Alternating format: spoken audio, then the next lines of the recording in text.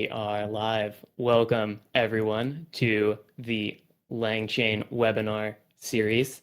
Today, we'll be talking about retrieval, a topic that some of us have only started thinking about in the last 6 months. I'd count myself in that category, but others of us have been thinking about for years, and our speakers today are in that category. So we have Omar Khattab here from Stanford NLP Group, who has worked on retrieval models, and Joe Christian Bergum here from the Vespa team, who's worked on that retrieval engine. Many things, many features in Vespa. We'll hear some about that and a lot about the general problem of retrieval. And to kick us off, Harrison, I think you wanted to say a little bit about how retrieval fits with the LangChain library, what it looks like, what people have already seen before we dive into the depths that Joe and Omar have plumbed. Yeah, absolutely. I just wanted to, and I'll only take like 1 or 2 minutes to do this because there's much more exciting things to talk about. But just to ground it in kind of what people familiar with LangChain might recognize. So I should be sharing my screen now. This is from a blog post we did in February. The main usage of retrieval in LangChain is basically to enable connecting your data with language models. And so the way that we've traditionally done this is we've kind of had we've done everything largely based on kind of like embeddings and vectors, and we've taken documents, split them into chunks, created embeddings for those chunks, and then stuffed them in a vector store. And then we've used that to create a chatbot where you basically have a question that comes in, you look up in the vector store relevant pieces of text, you then pass that along with the original question into a language model, and it grounds its answer in the documents that it's passed in. We discussed hallucinations last week, and this was one of the retrieval augmented generation was one of the most popular methods for reducing hallucinations, and a lot of the comments on that webinar was basically, the hallucinations that do still exist come down to messing up on retrieval.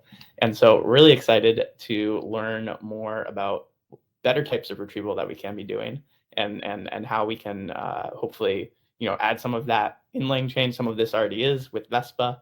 And the last thing I'll say here before handing it over is we used to have a terrible abstraction in LangChain, which was everything was a vector store and you just did similarity search. And about 2 months ago, we changed that to just being a generic retriever interface, which has enabled us to really quickly kind of like integrate Vespa in and other methods as well. And so as we talk about some of the ideas today, yeah, really hopeful that a lot of these can make their way into an integration with LangChain in some form, and everyone here can play around with it. And I'll kind of stop there because, yeah, much more interesting people to listen to. Yeah, and I think we had Joe up first to give a bit of a kind of like overview of all the other types of retrieval made possible by not just using a vector store. So let's hear from Joe first. Sure, thank you. So let me share. All right, so first of all, thank you for having me. Great being invited here and see all the excitement around LangChain and language models, and of course, as you said, Harrison, retrieval augmentation for generating with large language models. So I'll have a few boring slides. I'll talk about information retrieval in the age of generative AI or large language models. And like many of you builders out there, you're probably building using LangChain, using large language models, and you're using a retriever pipeline, and you are retrieving context, and you are fitting this into a prompt, and you're building stuff. And we at the Vespa team, we're also building stuff using Vespa and using LangChain.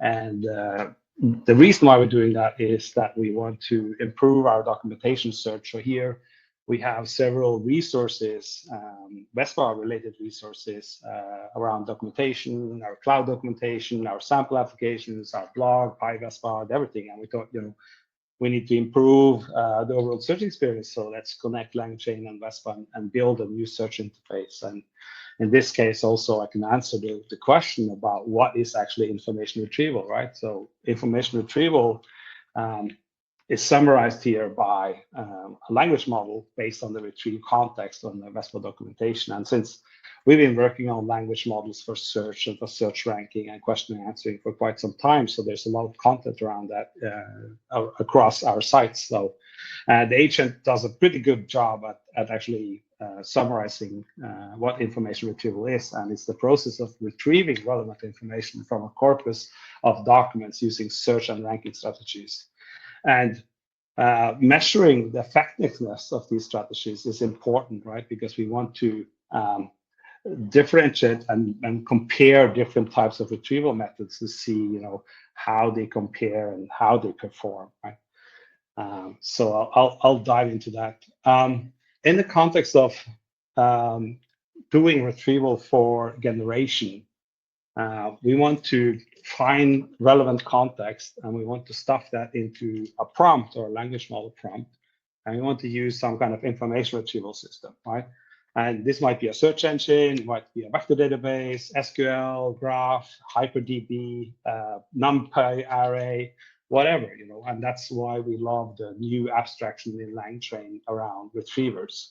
And some of the motivation is basically, these language models, they are large, they are expensive, and they have limited token lengths. So if you cross those multiple different dimensions, that's the kind of thing that we want to address by retrieval augmenting. And of course, there's a lot of knowledge in the parametric weights of the language models, and we want to augment that with our private data or data that the model hasn't been really trained on. And as Harrison said, last webinar was about reducing hallucinations. Retrieval improves on that, but it doesn't, in my experience, eliminate it entirely. But it does reduce hallucinations and also allows you to scale to, larger data set than just whatever token length limitation your language model of reference is at.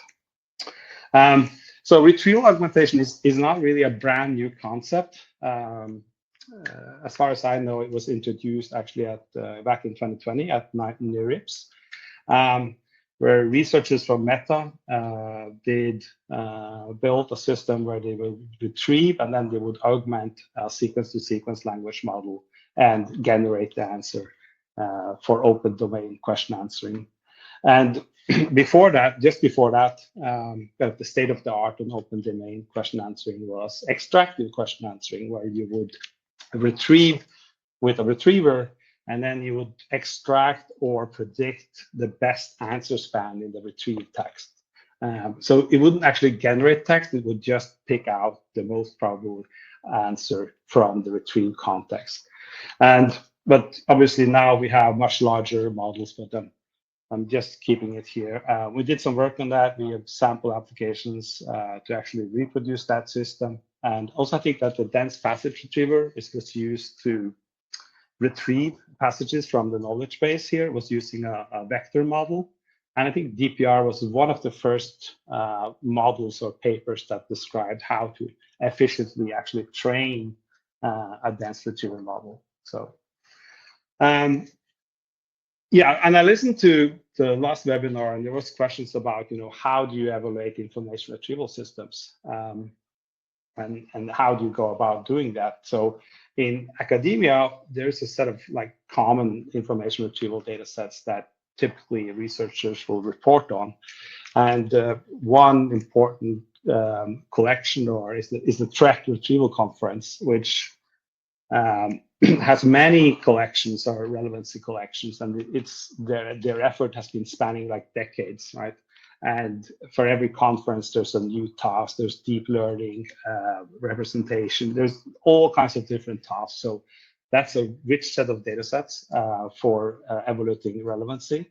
MS Marco from Bing is the largest relevancy data set out there, with a lot of training data, queries, and relevant document pairs. There's both a passage version, which has shorter text, and there's also a document ranking subtask, and where you actually have web documents.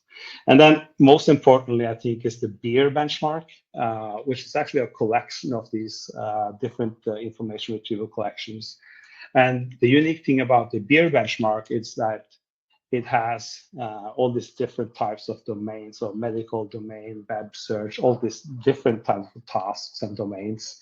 And the kind of, you go at that benchmark and you could try a method, for instance, a ranking model that's been trained on web search like MS Marco, and then you apply it to these new collections. And that basically gives you information about how good is a particular way of doing retrieval when it's applied in a new domain or in a new task. And then obviously, when we evaluate these systems, we use some kind of metrics, and we call that K. I won't go into the details on this, but basically trying to focus on retrieving all the relevant documents. And precision is about retrieving nothing but the relevant among the top K. And among us industry practitioners, you have the LGDM, which is looks good to me, right? And then we ship it. I think that's maybe the most common metric used when we're evaluating information retrieval systems. So in the industry, of course, there's more than that. We deal with not only static collections like in these data sets. We look at engagement metrics. If you're running an e-commerce search, you will look at conversations, sales, revenue. Obviously, not only about relevancy, but also multi-objective, that you're not optimizing just for the pure relevancy, but you also have some other goals. A small note on query distribution is that all these data sets typically have just one query, doesn't really weight the queries, but in the real production industry application of search and retrieval, you will have a very different distribution of queries. So you will have head queries that are frequent versus the tail queries, which are more complex and you don't see them a lot. And I think that the magic of search is in the tail, right? Because that's really everybody can get the head queries right. So, Yeah. Can I ask a quick question about evaluation? Yes. We're talking about it. So, so you started to touch on this a little bit at the end, but for people who are building applications on their own data and want to evaluate how like different retrieval things are doing on their own data, how would you recommend them to get started? Like, just, you know, they don't have any data, you know, they're getting started from scratch, right? They don't have any data. Exactly. Yeah. So one thing is to when you have the BEER benchmark, it's one way to get an understanding of does any of the BEER, the data sets that are in BEER, does that closely look like the task you are trying to solve or the data that you have? That would be one thing. The other obvious thing is that you actually start looking at and doing queries and then trying to bring out, you know, people to evaluate the results, like, are these actually relevant? And you're probably the domain expert, so you can, you know, build a collection of queries and retrieve results, and then basically annotate, is this a relevant or highly relevant? And then you quickly can kind of build your own kind of evaluation set. And that way you can iterate on improving ranking and see if you are improving or not across these different queries. So yeah, many organizations do that, right? And the type of data that they should be labeling there is basically query, document, and then Boolean is relevant, is not relevant. For example, yeah. So in this practical, actually touching perfect timing, I mean, here's some practical examples of two relevancy data sets. So one is natural questions, which is a data set from Google Research. It has questions that have been asked on Google Search and where the answer can be found on Wikipedia. So when did Kendrick Lamar's first album come out? And the ground truth is July 2nd, 2011. So the way you would evaluate this or transform this question answering data set into a retrieval problem is that you will look for the ground truth in the retrieved documents, right? And if the retrieved documents is in position 1, okay, then you have recall is perfect because you've retrieved the answer in position 1 and so forth. And then you can kind of figure out, you know, are you actually retrieving the right answer that's actually there? And then you can later on, I will touch on, you know, separating the two things about judging the quality of the generation versus the retrieval quality. And another more traditional information retrieval data set is Track COVID, which is a data set of COVID-related literature. And one example there is like, how does the coronavirus respond to changes in the weather?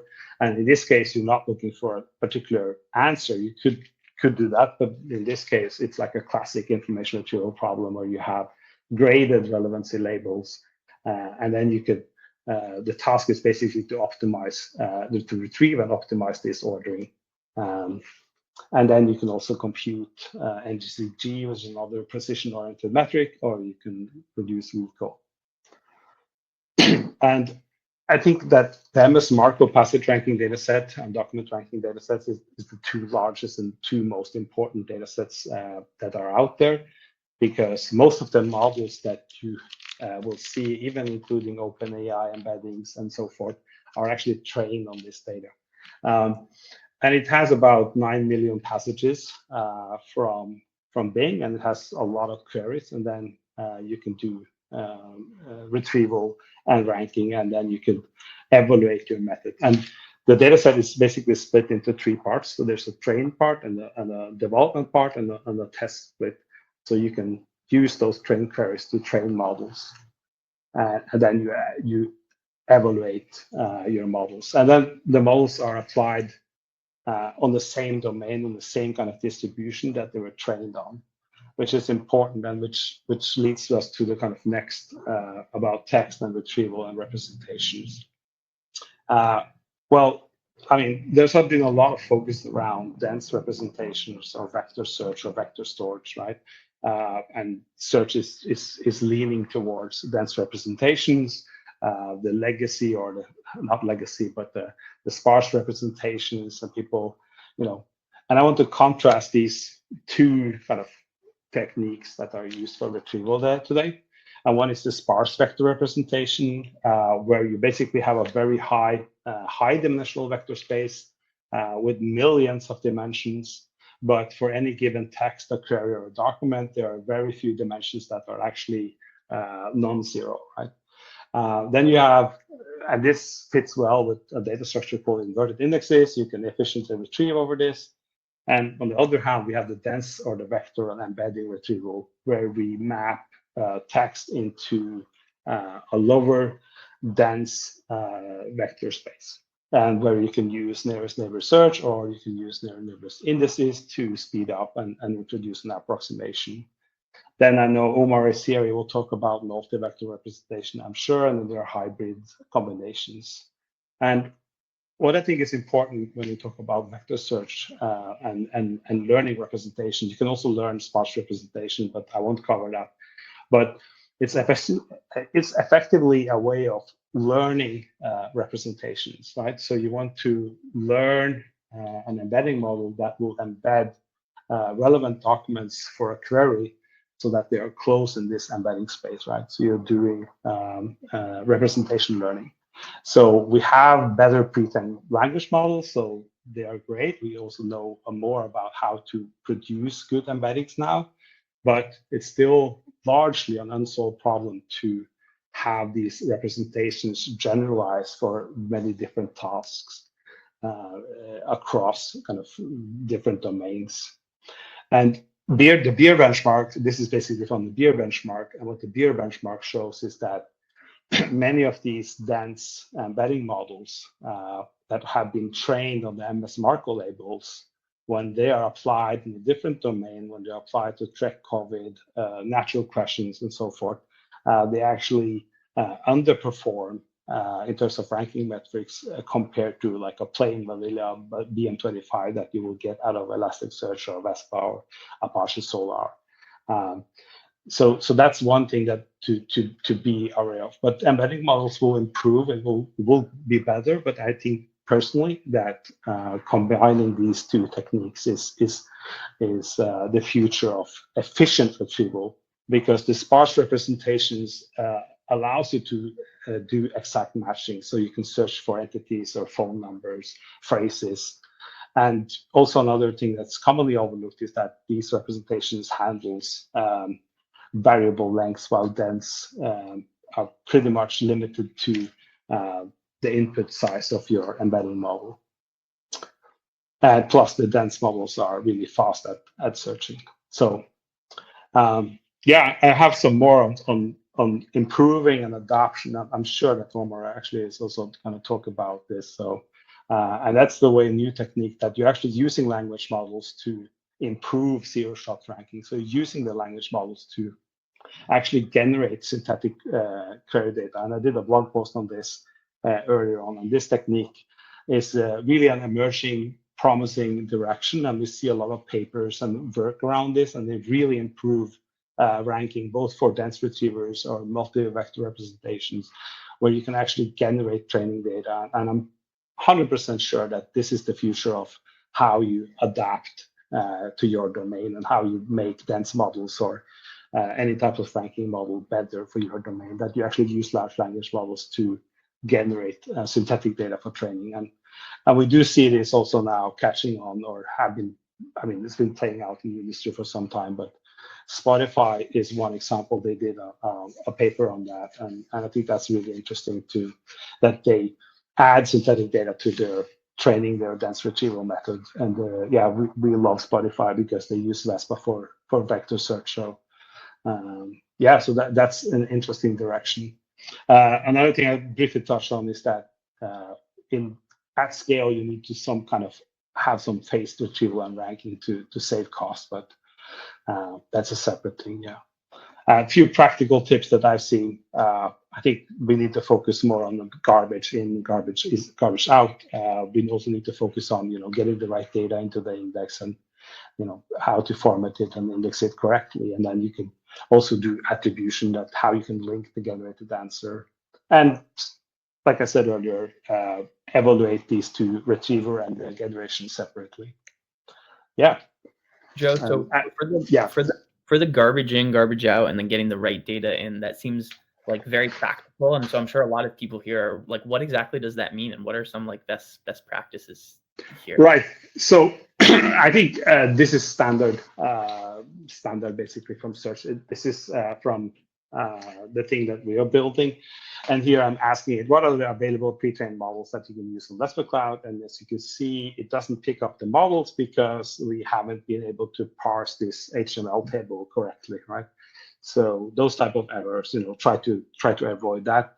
I think one unique experience with this is that we do capture the whole page experience with the links. We don't blob this into one snippet and just present a snippet, because for us it's really important that you can attribute the answer, and you can click through the sources, and you can copy the code or the examples, because it can still hallucinate. So I think it's really important that we actually show a very good representation of the original source. Yeah. So that's pretty much what I had. So if you hated it, you can tweet me on Twitter. I'm active on Twitter. So yeah, I'm really looking forward for Omar's presentation. So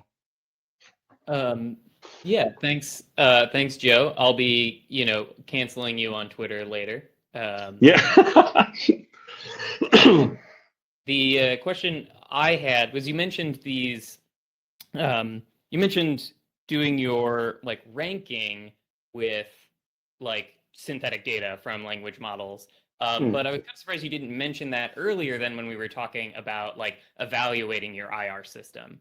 So do you think there's a reason why you shouldn't do that, those kinds of evaluations or tests or things like that with synthetic data, and it should only be used for that re-ranking? No, I think it can be used to both, right? You can ask the language model to generate. I mean, there are a lot of options here, and we used it in the demo as well for every passage, generate 5 questions that you think are relevant for this passage, and we use that for autocomplete search, and that works pretty well, right? So you can actually, what are the type of questions that people will ask this data set? You can generate that up front. And then if you able to find these hard negative minings, you can also use this to train the ranking model. Yeah, so I think it's a really emerging topic, but I'm sure Omar also will present some of his work on this, and it's really promising direction. Yeah, and so yeah, you mentioned the hard negative mining, which like reminds me of what you said in the talk about the like tail, right? The like really difficult queries. So I'm curious, what are your thoughts on how to ensure, like people want metrics, they want recall at K and precision at K and not LGTM at K. But like a lot of those are like these statistical metrics that are going to overemphasize bulk of distribution and underemphasize the tail of the distribution, these like rare, complicated queries. Do you have any thoughts about like how to structure your metrics, maybe how to structure your continuous integration pipeline or your engineering workflows to ensure that you are not regressing on the tail or improving on that tail? Yeah, I think once you get traction, once you have actually real user data so that you know what the distribution will be, you should basically, as a startup or you're starting to build on this, you should focus also on, getting those head queries, to start, because that's what has most impact. If you cannot get the basic rights, people will leave, right? But so you should, when you're evaluating, and that's why I kept that point, is that you have to be mindful about these things, because in some cases, if you're rolling out changes, you might improve the tail, but then you are destroying the head, right? Which will have an adverse effect on your product. So yeah, it's not trivial, I would say.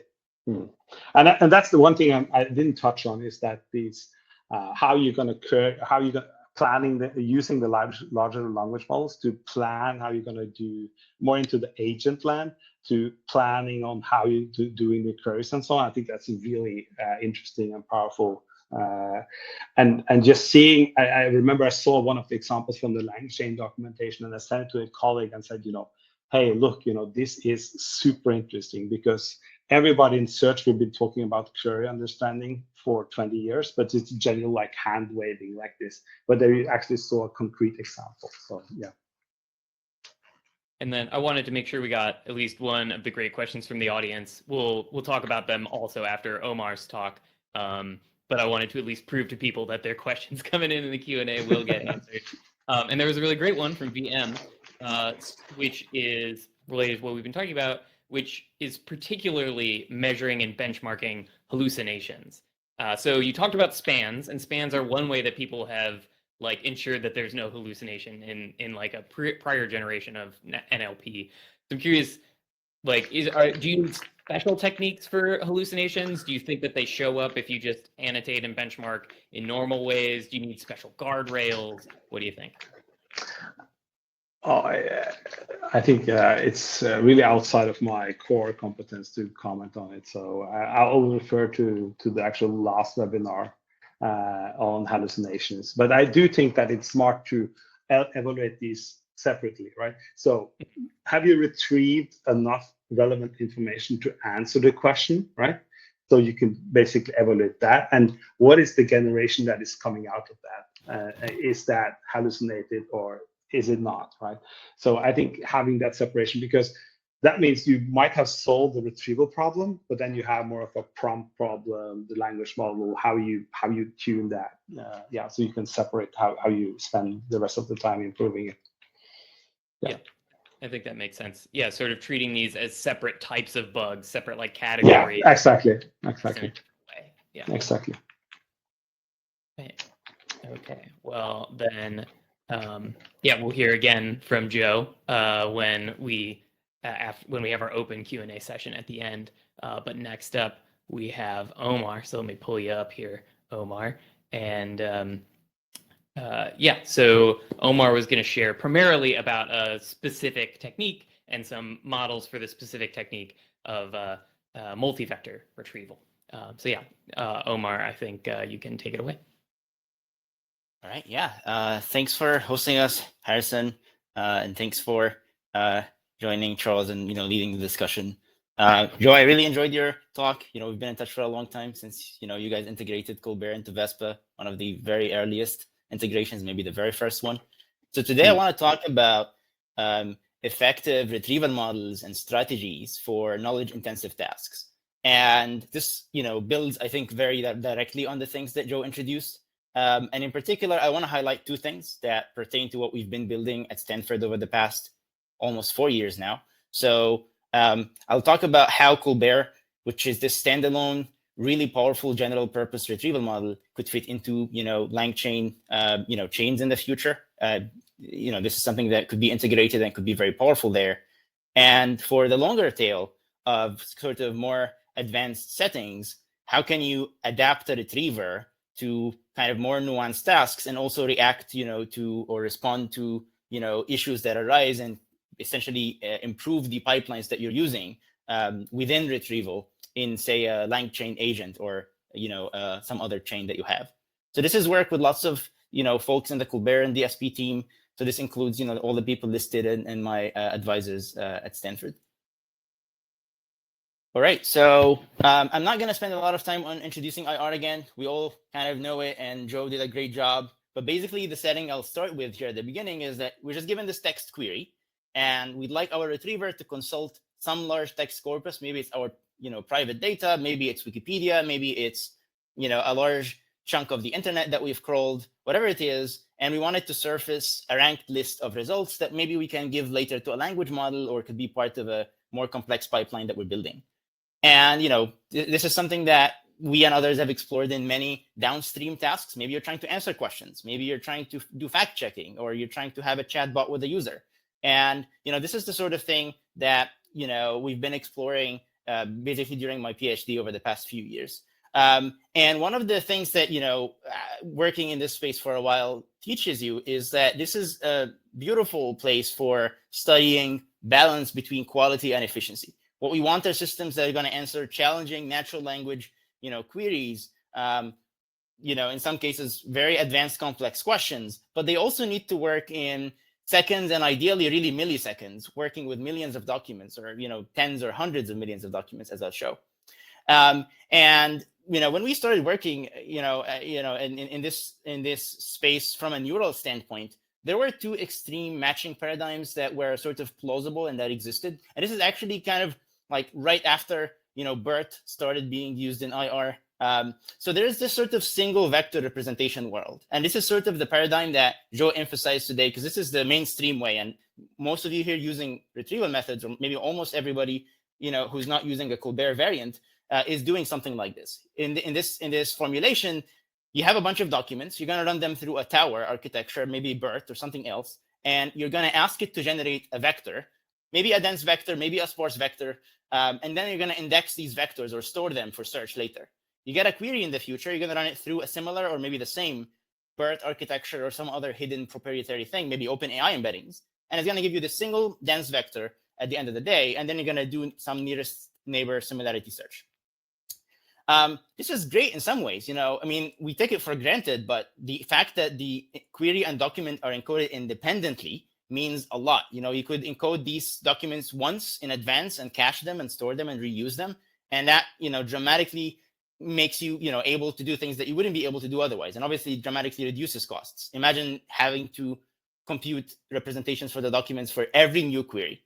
On the flip side, though, this is not really, a very versatile approach. The reason being, you're forced as a model to find this one vector in this one embedding space that is supposed to be able to answer every possible question about a large chunk of text, maybe a paragraph or even longer. And that's, if your intuition tells you that's not easy, because it's really not easy. It's a very heavy burden on these models. And this has been the message that we've been sending for years now. And it's true as ever. So a different paradigm that sort of actually, that predates some of the BERT work on, bioencoders like the ones on the left, although not all work on bioencoders, is working with cross encoders. Maybe you've heard of re-rankers. Cohere recently introduced some of these. So this is an old sort of approach also, but differently from the other thing, you can see all these dense connections there. It pays attention to queries and documents at once. Extremely powerful, fine-grained interactions. It looks at the document in light of the query. And so it's very powerful. But the problem is it's extremely unscalable. Every time you have a new query, all of the documents representations that you've had before are useless because they've not been conditioned on a new query that you have. So this does not scale. Like if you have millions of documents, you're not going to want to re-encode all of them for every query. That's not practical. And this is what motivated us in late 2019, to build ColBERT and release this actually the same week as DPR, that you might have heard of, where our goal is to keep the best of both. We'd like to have independent encodings. We're not going to have like these early interactions between queries and documents, and so they're going to be encoded independently.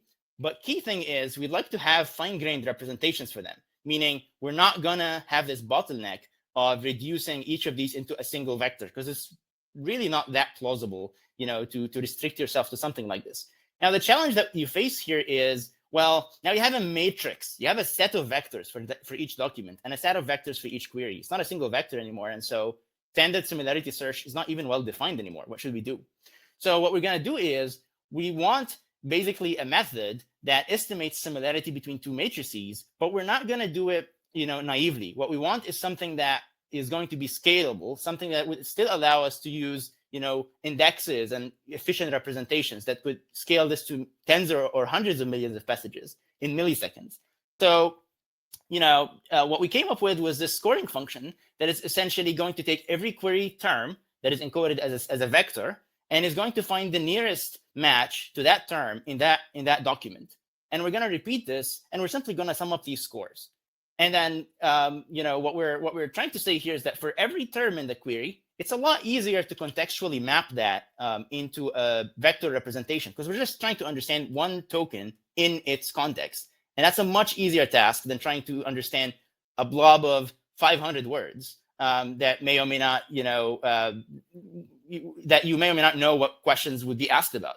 And so with this matrix representation, because the task is that much simpler, these vectors, there's a whole lot of vectors here, but they can be extremely small and they can be indexed for fast search. So for instance, in our early iteration of ColBERT, you could index all of Wikipedia and search it in just 70 milliseconds. And it's only been getting faster and cheaper to work with. So just as an intuition building exercise here, here's a real exercise of matching. Say you wanted to answer the question, when did the Transformers cartoon series come out? Not the attention is all you need paper. So this is the query, and I have snippets from the document here, the relevant document. And if you look at what ColBERT does at matching time, it encodes the word when with a vector representation that's very close to the on in the answer that talks about the date. Certainly it gives Transformers a similar representation in both the query and the document. Cartoon matches with the verb animated, very reasonable. And release matches with come. So, does this actually work? And what we learned back in, late 2019, early 2020 is that, compared with concurrent approaches that use BERT also for, single vector representations, things that are really popular, like DPR or ANSI, ColBERT, is a whole lot better in downstream matching. In fact, it preserves all of the accuracy of the re-rankers that are really expensive, that I talked about. While being, obviously orders of magnitude faster and cheaper. And, this is something that, you reliably see on many tasks. The interesting thing, though, that we didn't think of when we built ColBERT was that when there's a domain shift, which is something that Joe highlighted, when you're trying to move from the training domain, say MS Marco or natural questions, and you're trying to test these models in new settings, the interesting thing that I think was first highlighted by Beer in their evaluations was that these interaction models, in particular late interaction or the expensive interaction, they're a lot better at sort of transfer from one domain to the other. And our intuition for that is encoding context at the level of tokens is just a whole lot easier and more robust and resilient than cramming everything into one vector, no matter how large you make it.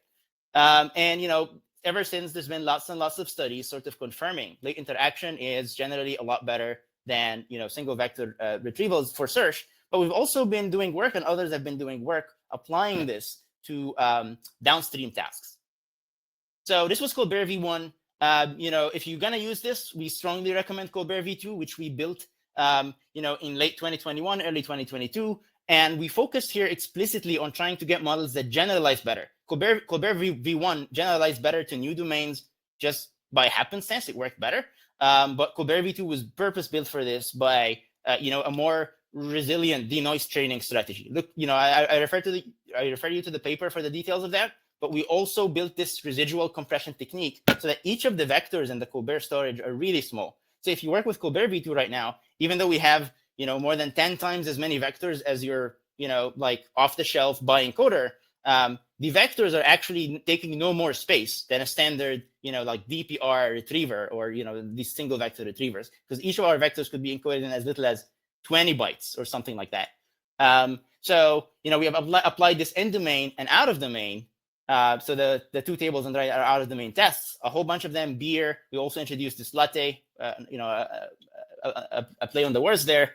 And in across, I think it was something like, you could count them, but it was like 22 out of 30 evaluations. It comes out on top across a wide range of sparse and dense retrieval models that are very recent and powerful. So the ColBERT v2 introduction, which is what's on the ColBERT repo right now, it reduces the index size quite a bit over ColBERT v1, and obviously maintains the same highly efficient latency and serving. More recently than that, we introduced a dedicated retrieval engine, because we have this different interaction mechanism, late interaction, and what we wanted is to build an engine that can support efficient serving of these models at large scale, or efficient search at large scale. So this is something that we spent a bunch of exploration on, and just to highlight a few of the of the results there. So if you're working with something like MS Marco, this is probably larger than most of the local data sets you might work with. So it has 500 million tokens with a B, 9 million messages. You could encode this in ColBERT v2 with Plaid in as little as 25 gigabytes, and you can search even if you don't have a GPU in just 45 milliseconds for each query. Wikipedia, a bit larger, but the entire index could be around 100 gigabytes, and you could search with a CPU in as little as 67 milliseconds. And if you have a GPU, it only gets faster.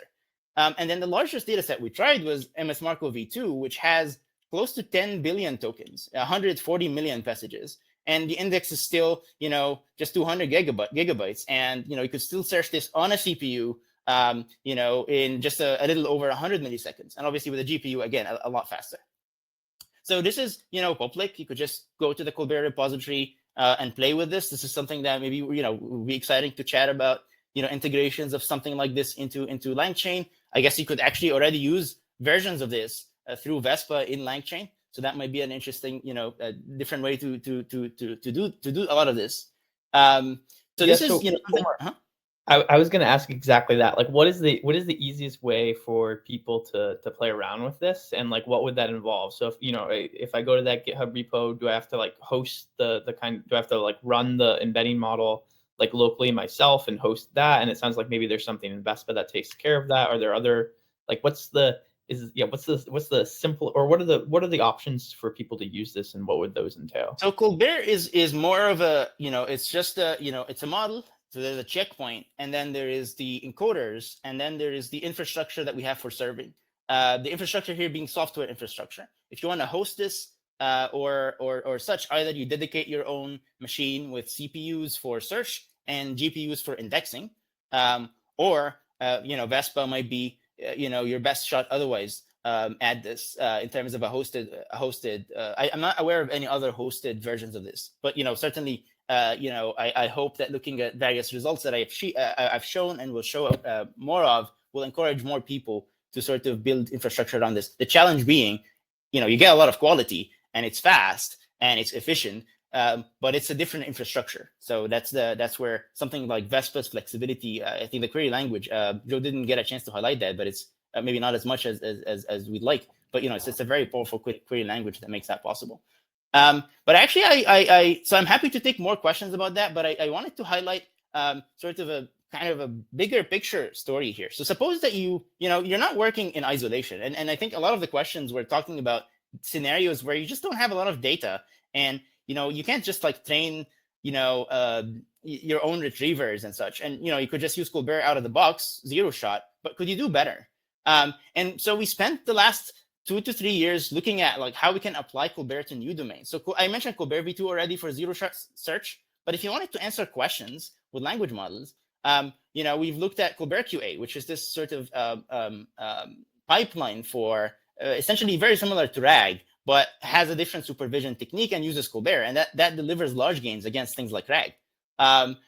We also built this system Hindsight, led by Ashwin here at Stanford, which focuses on trying to build chatbots with ColBERT-like models. And how do you make it grounded and check for hallucination and things like that? So people who are looking for ways to evaluate that should definitely check out Hindsight. And we looked at also just fact checking, especially in multi-hop and complex questions. And I don't want you to go and read each of these papers now unless it's exactly relevant to you. But what I want to say is, based on these sort of building these different systems on top of ColBERT or ColBERT-like models, we've been working for the last year or a little bit more on what you should use in 2023 to adapt Retrieval, maybe with ColBERT or with something else, to these fast-changing, data-scarce, sort of constantly evolving downstream tasks. And for that, you could be working in LangChain, and you have all kinds of agents and tools at your disposal. An additional one that you should consider is the DSP programming model. And for LangChain audience, you could think of DSP as this advanced tool builder for highly specialized retrievers. So you're adding tools all the time to LangChain. Most of them work out of the box, but let's say you have this really difficult task where you want a specialized retrieval to work with specific requirements on length or dependencies in the sense of multi-hop queries, or you see a lot of issues that users report and you want to tackle them. Working with prompts or chains or other abstractions can only take you so far, at least in a systematic way. And this is what we build the DSP programming model for. So this is something that you could build tools with that are used by your LangChain agent. And at the high level, I can't really dig into all the details here, but at the high level, you're going to write a small program, which is a Python function in just plain old Python with standard control flow to describe what you see your retriever as doing in interactions with a language model. And I'll sort of touch on some examples of that. And the key thing is in that program that you're writing, which might have loops or if statements or just various complex control flow elements, you're not going to write prompts, and you're certainly not going to write few shot demonstrations for your prompts. Instead, you're going to just focus on describing the high level pipeline, and the leaves of your pipeline are going to be these declarative calls, either to a retrieval model or to a language model. And you're going to use built-in primitives in DSP that will take your program and a language model and one or two, and a small number of like end-to-end task labels that you can hand annotate. And I'll show examples of that. And it will build up few shot prompts for your task, or it could do even more interesting things than that. Like, for instance, the same program that you write without changes can work as a zero shot sort of like pipeline. It can work as a few shot pipeline without hand annotating few shot examples, but it can actually compile itself into a small language model that you run locally, saves you on cost, makes you able to adapt things a little bit more sort of concretely to your needs. And we have a paper on this, so feel free to check it out on DSP. And we've tested this out on a bunch of tasks with I think amazing results. So for instance, what I highlight now is if you're working on hotpot QA. So let's say that you're building a conversational agent, and maybe it can access many tools, maybe calculators and other things. But one of the core functionality is you want that agent to be able to answer complex questions on your data with a retriever. And maybe these complex questions, maybe just using an off-the-shelf retriever, even if it's ColBERT, is only going to take you so far because there are inherent dependencies. There are questions that you can only answer by answering simpler decompositional questions. And this is something that a lot of the React agents and whatnot in LangChain can help you get started on. But what they can't really get you to do is how to teach them to use an arbitrary tool. Like React does not know how to use ColBERT v2, so you're kind of forced to use a zero-shot React agent, or maybe to sit down and try to write prompts and hope they work. There's also challenges of like, okay, if you want to use like React and make it reliable, maybe you got to use like GPT-4 or at least an expensive GPT 3.5 thing in production, and maybe you don't want to put that all out there and not have a lot of ways of controlling it. And what DSP gives you are these magical primitives that would take your program, which is describing this retriever, which could be a tool of your LangChain agent, and you basically just say, hey, DSP, I just implemented this declarative pipeline that is maybe a zero-shot DSP based React agent, just like a copy of the version that's in LangChain. But now I actually wrote 2 examples by hand of some of the questions that users ask, and I have the final answer. I definitely don't want to spend time like writing prompts or like intermediate pipeline specific data, but I just, I have these examples, and you can treat them as unit tests essentially, and make sure that whatever pipeline you have can pass those reliably. So you could just say dsp.demonstrate and give it the function program that you wrote in DSP, and give it these 2 labeled, end task examples. And what what this would do for any arbitrary DSP pipeline that you give it, and you can sort of customize the way demonstrations are done, is it can teach the language model how to interact with the different pieces of the pipeline that you've built. So for instance, this sort of like demonstrate line that we have here can convert a 0-shot React agent that's written in DSP in a few lines of code into a few-shot React agent that knows how to interact with ColBERT v2. And in practice, this can raise accuracy on benchmarks like Hotbot QA from around 30% in a 0-shot setting to a 35% in a few-shot setting that you did not write the prompts for. So it can teach itself how to generate queries and how to use the messages, and how to control the flow, etc. And you could easily add extensions to the pipeline that keep raising this. A very simple like a few line addition makes this 41% exact match. So another sort of magical features, and I'll conclude with this, is the compile primitive in DSP. So let's say that, and a lot of people ask things related to this. Let's say that you have this program now, which is a bootstrapped few-shot React agent built in DSP as a tool that you can use in your LangChain, conversational pipeline. But it's kind of expensive because it's going to talk to GPT 3.5 or GPT 4 or whatever it is, several times in each query. How can you make this efficient, and how can you make sure this adapts to the actual queries people ask? So our solution for this is you deploy your agent, and in particular, you deploy this tool in front of users. You gather a bunch of questions from them. These questions don't have labels; they don't have answers. But you could still gather them and save them. And then you could just say, "Hey, DSP, can you please compile my program that we built here and use these user questions? And I'd like to get that, I'd like you to use in this pipeline maybe the default language model that you have, which might be configured to be T5 large. On GitHub, the default is Ada, OpenAI Ada. So, we've been playing with this for a while. And, if you compile, a DSP program that does multi-hop search into T5 large, you match the quality of retrieval that you're getting from, DaVinci 3.5. And you only lose a very small kind of margin in terms of the final answer accuracy, but you don't need to go to OpenAI at all anymore. And this whole thing, it requires like 6 hand-labeled examples to build the initial sort of bootstrapping of this.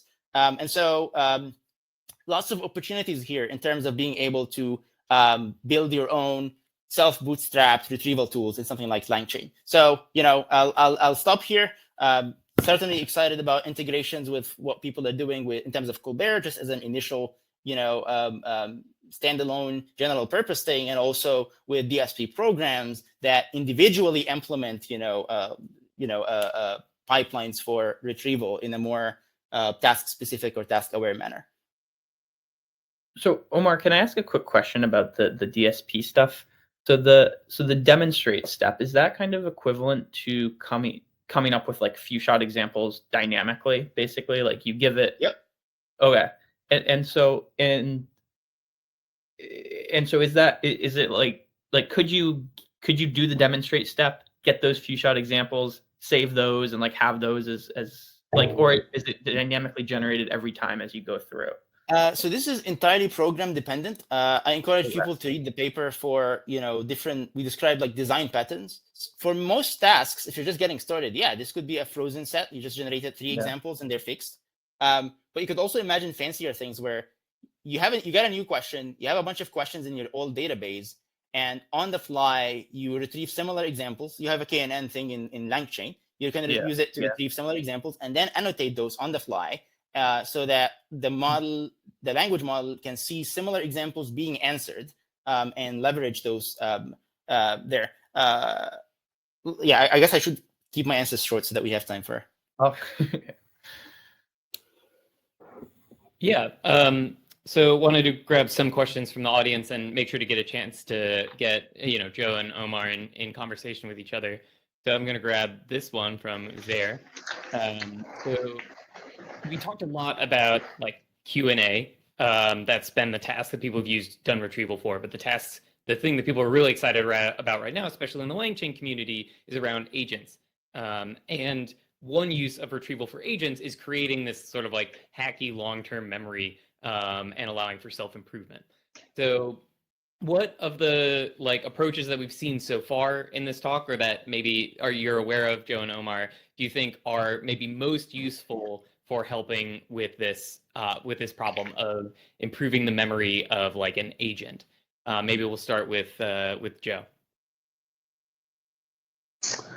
Yeah, I'm not that familiar with the terminology used around long-term memory, short-term memory. So it's my understanding was that long-term memory was more about the knowledge database and not the intermediate steps. But I might be wrong, so I'll pass that question. Maybe Omar is more into the agents.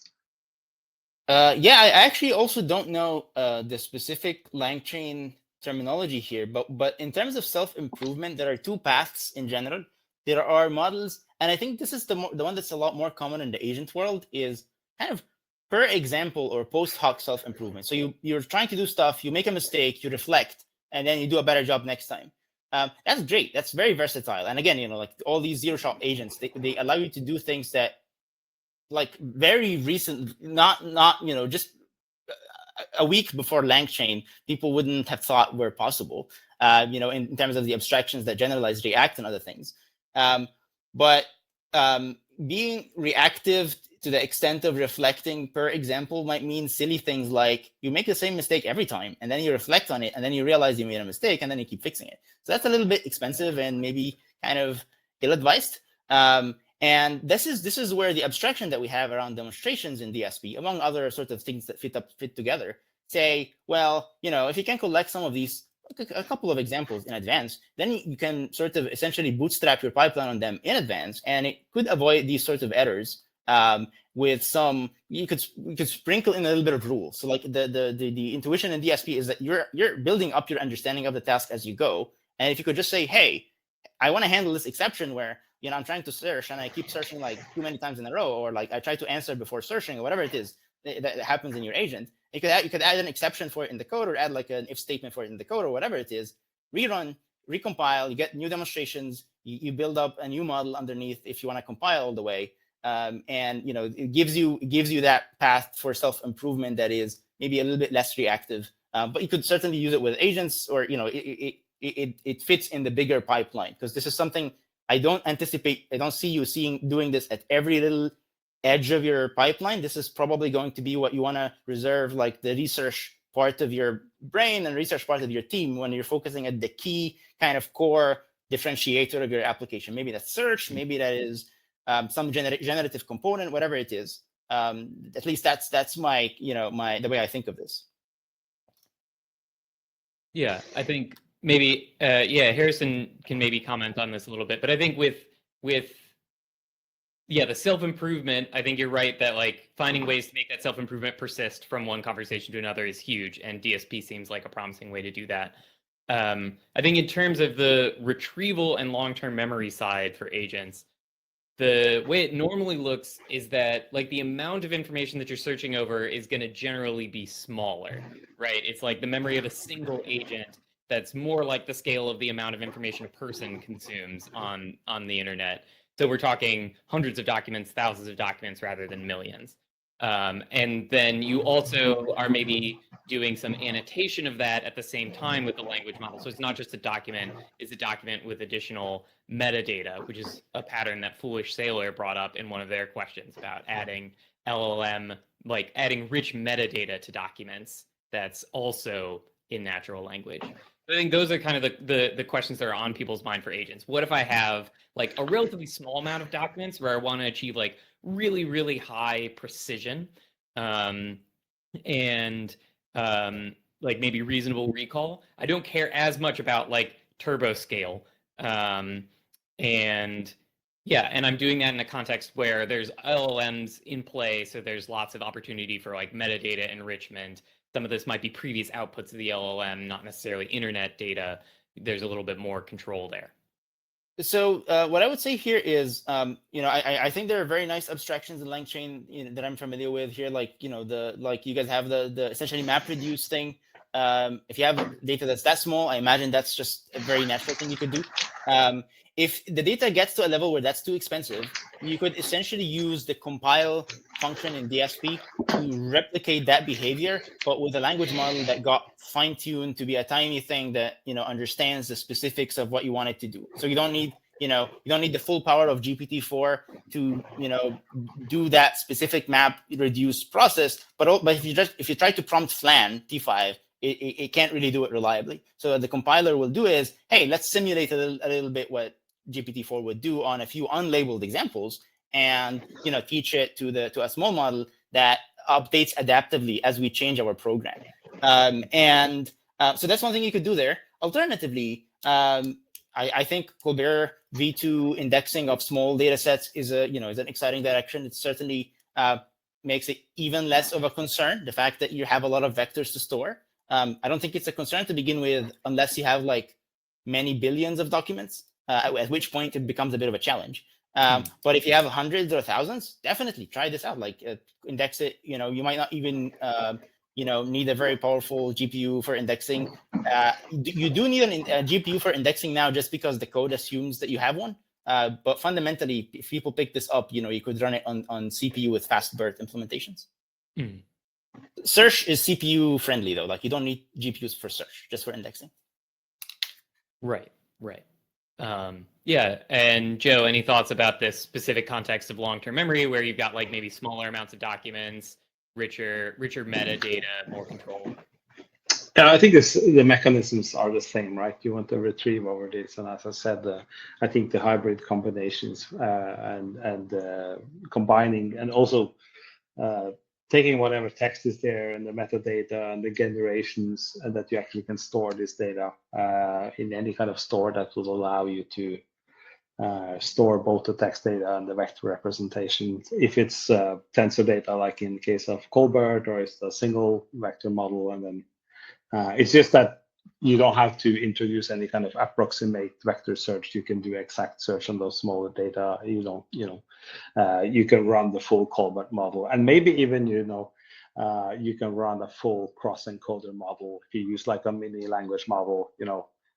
Because they are also, I think they're overlooked in the current landscape, but they do have some advantages as well, right? Okay, if you have GPUs, you don't need to store anything. You can retrieve simply and then re-rank using a GPU. And that's why we in Vespa team has been focusing on adding GPU capacity in Vespa clusters, for doing that, because I think cross-encoders is really a very easy way to lift accuracy, even if you're running on a simple BM25 retriever. So there are a lot of options and information retrieval and working in search, because there's so many fascinating problems, like sub-problems of search: query understanding, document understanding, ranking, diversity. Someone mentioned here in the chat, what do I do for diversifying the results that I put into the language model? So there's so many aspects going on, right?